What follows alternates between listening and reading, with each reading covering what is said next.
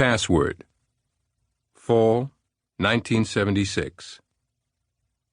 The man on the stage in the jacket and tie, the headmaster, invited the new seventh graders to look at the names that graced the walls around them. Paul and his classmates, 350 boys and girls, turned their faces upward. A band of surnames, painted in large black letters, ran along the summits of the auditorium's impossibly high walls. These, the headmaster said, were great Americans who had come before them here at the oldest public school in America, Boston Latin. Paul recognized some of the names on the frieze: Franklin, that would be Benjamin, and John Hancock, and Samuel Adams, and Joseph Kennedy. Knowing those names was just part of growing up in Boston.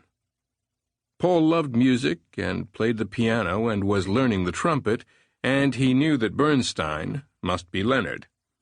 Some of the others sounded familiar, such as Emerson, and Paul gathered that all the rest were part of history, too: Santayana, Mather, Sumner, Brooks, and 20 more.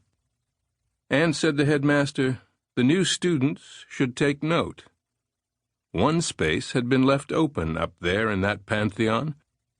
Maybe one of them would fill it someday. Paul was impressed, but as he gazed up, he noticed the light bulbs in the distant ceiling, and his eyes and thoughts were drawn to them. It wasn't the kind of thing he talked about with his friends, but he always felt taken away by light and the play of light on surfaces. He could get through an entire boring sermon at St. Teresa's by studying the hanging lamps and the shadows they threw. For a while he gazed up, thinking how hard it must be to replace those light bulbs. The voice from the podium called him back.